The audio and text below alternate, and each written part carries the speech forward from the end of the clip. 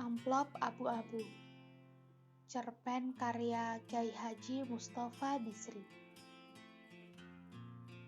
Kejadian ini mula-mula aku anggap biasa, tapi setelah berulang 5-6 kali, aku jadi kepikiran.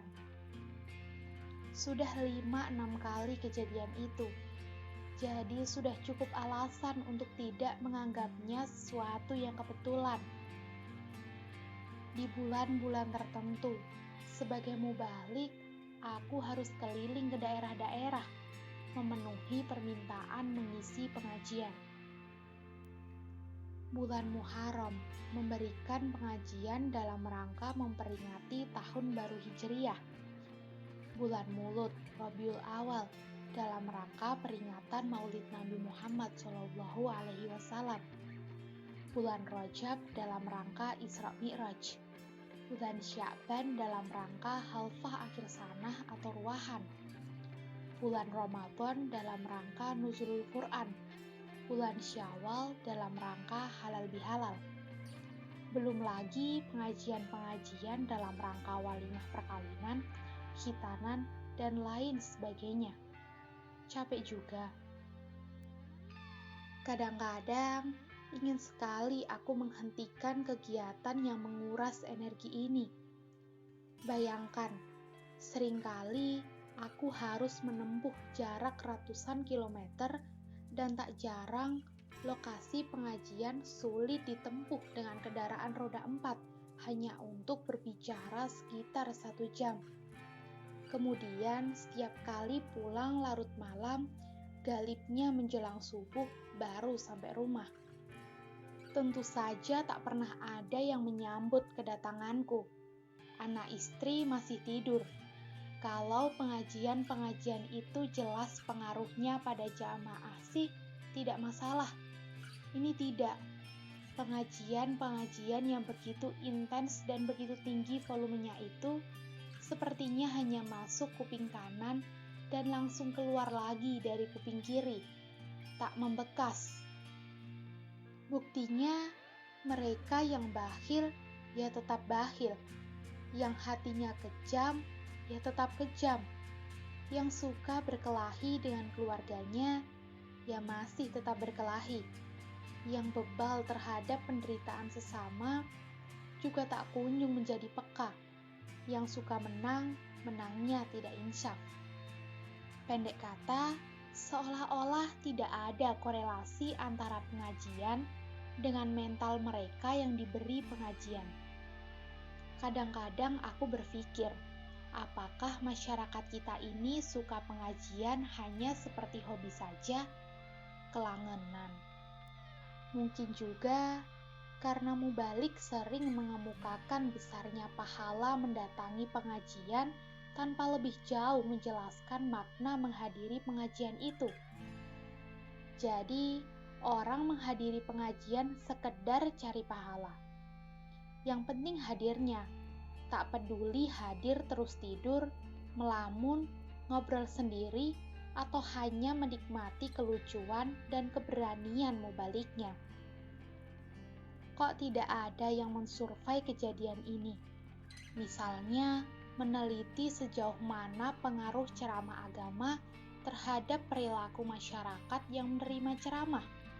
Pengaruh positifnya apa, negatifnya apa, dan sejauh mana perannya dalam memperbaiki mental masyarakat. Tapi baiklah, biarkan aku bercerita saja tentang pengalamanku. Mula-mula, kejadian yang kualami aku anggap biasa. Tapi setelah berulang sampai 5-6 kali, aku jadi kepikiran. Biasanya, setiap selesai memberi pengajian, selalu saja aku harus melayani beberapa jamaah yang ingin bersalaman denganku. Pada saat seperti itu, sehabis memberi pengajian di satu desa, ada seseorang yang memberi salam tempel, bersalaman sambil menyelipkan amplop berisi ke tanganku. Pertama, aku tidak memperhatikan, bahkan aku anggap orang itu salah satu dari panitia. setelah terjadi lagi di daerah lain yang jauh dari desa pertama, aku mulai memperhatikan wajah orang yang memberi salam tempel itu. Pada kali-kali lain setelah itu, di tempat-tempat yang berbeda dan berjauhan, kulihat memang yang memberi salam tempel, orangnya yaitu itu saja. Orang yang selalu memakai baju hitam-hitam. Wajahnya yang bersih dan senyumnya yang misterius itu kemudian terus membayang. Dia selalu hanya mengucapkan salam, tersenyum misterius, dan bersalaman sambil menyelipkan amplop. Tanpa mengucapkan sepatah kata pun. Amplopnya selalu sama, buatan sendiri dan berwarna abu-abu. Jenis warna kertas yang aku kira jarang ada di desa-desa. Aku tak habis pikir, bagaimana orang itu bisa selalu ada dalam pengajian yang tempatnya berjauhan. Aku bukan mubalik kondang yang setiap tampil di pengajian diberitakan bagaimana orang itu bisa hadir ketika aku mengisi pengajian di dusun terpencil di Jawa Timur. Dan hadir pula di pengajian yang dilaksanakan di sebuah desa di ujung barat Jawa Barat. Lalu hadir ketika di luar Pulau Jawa. Dari mana dia mendapat informasi? Atau dia selalu membuntutiku? Tidak mungkin. Setiap kali aku mendapat amplop, dari mana atau dari siapa saja, aku tidak pernah membukanya. Langsung aku berikan istriku. Aku tidak ingin hatiku terpengaruh oleh isinya yang mungkin berbeda-beda satu dengan yang lain. Lalu tumbuh penilaian berbeda terhadap pihak-pihak yang memberi amplop. Apalagi jika kemudian membuatku senang dan selalu mengharap menerima amplop. Nauzubillah. Namun, setelah 6 kali berjumpa dengan lelaki berpakaian hitam-hitam itu, tiba-tiba aku ingin sekali mengetahui isi amplop-amplopnya yang diselipkannya di tanganku setiap usai pengajian-pengajian itu. Bu, kau masih menyimpan amplop-amplop yang kuberikan padamu? Aku bertanya pada istriku. Sebagian masih, jawab istriku. Sebagian sudah saya pakai mengamplopi sumbangan-sumbangan yang kita berikan kepada orang. Coba kau bawa kemari semua. Istriku memandangiku agak heran. Tapi dia beranjak juga mengambil amplop-amplop bekas yang ia simpan rapi di lemari pakaiannya. Banyak juga, pikirku sambil menerima sekepok amplop yang disodorkan istriku. Istriku memandangiku penuh tanda tanya saat aku mengacak-acak amplop-amplop itu seperti mencari sesuatu. Ini dia, kataku membuat istriku tambah heran. Aku menemukan amplop-amplop persegi 4 berwarna abu-abu yang kucari, 5 buah jumlahnya. Loh, yang seperti ini cuma ini, Bu.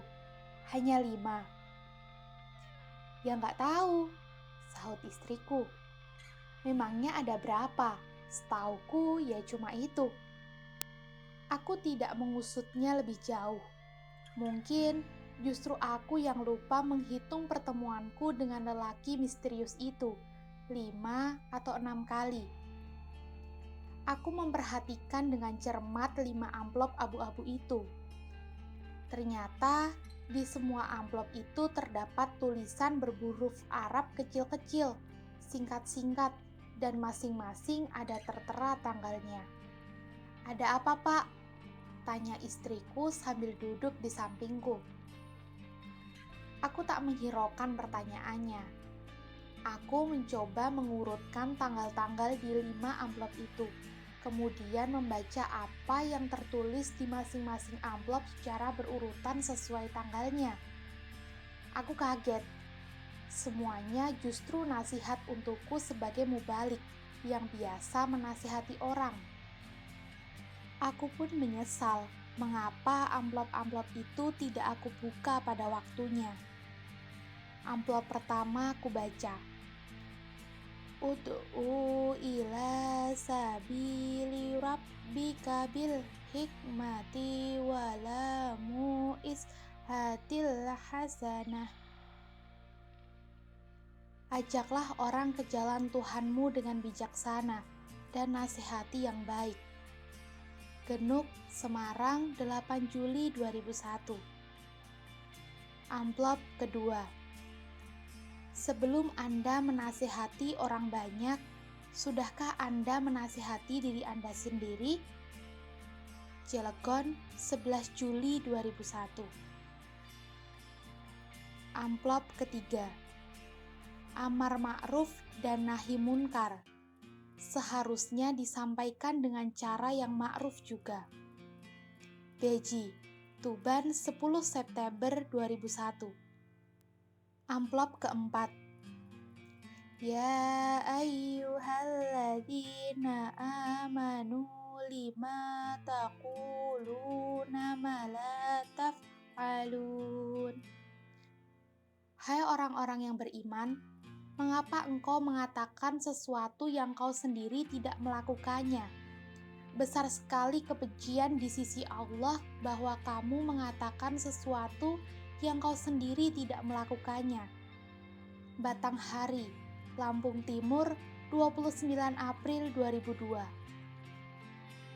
Aku mencoba mengingat-ingat apa saja yang pernah aku ceramahkan di tempat-tempat di mana aku menerima amplop-amplop itu.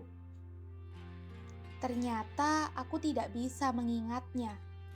Bahkan, aku tidak ingat apa saja yang aku bicarakan pada kesempatan-kesempatan lainnya. Ternyata, aku lupa semua yang pernah aku katakan sendiri. Siapapun orang itu, atau jangan-jangan malaikat, aku merasa berutang budi.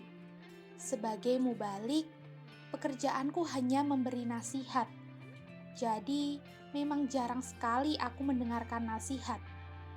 Aku sungguh bersyukur ada yang menasihatiku dengan cara begitu, sehingga sebagai mubalik, aku tidak perlu kehilangan muka. Aku jadi mengharap mudah-mudahan bisa bertemu lagi dengan lelaki berpakaian hitam-hitam dan berwajah bersih itu di pengajian-pengajian mendatang. Kau masih ingat isi dari amplop-amplop itu? Tanyaku pada istriku yang masih seperti bingung memperhatikanku. Siapa yang tidak ingat isi amplop-amplop itu? Kalau yang lain mungkin aku lupa. Tapi amplop-amplop warna abu-abu itu aku tidak bisa lupa. Soalnya isinya sama, selalu Rp200.000. Malah semuanya masih saya simpan. Masih kau simpan? Kataku kaget campur gembira. Jadi semuanya masih utuh. Berarti semuanya Rp1.000.000. Ya, masih utuh. Uang aku tidak pernah mengutak-atik uang itu. Rasanya sayang, uangnya masih baru semua, seperti baru dicetak. Aku simpan di bawah pakaian-pakaianku di lemari. Ujar istriku sambil beranjak ke kamarnya, mau mengambil uang yang disimpannya. Aku menunggu tak sabar. Tak lama kemudian tiba-tiba, "Pak!" Terdengar suara istriku berteriak histeris. "Lihat kemari, Pak!" Aku terburu-buru menghambur menyusulnya ke kamar. Masya Allah, kulihat lemari pakaian istriku terbuka dan dari dalamnya berhamburan uang-uang yang baru 100.000-an. Seolah-olah isi lemari itu memang hanya uang saja. Istriku terpaku dengan mata terbelalak, seperti kena sihir, melihat lembaran-lembaran uang yang terus mengucur dari lemarinya. Dengan takjubku, aku sendiri masih melihat sebuah amplop abu-abu ikut melayang di antara lembaran-lembaran uang itu. Aku segera menangkapnya. Nah, ini dia yang satu lagi.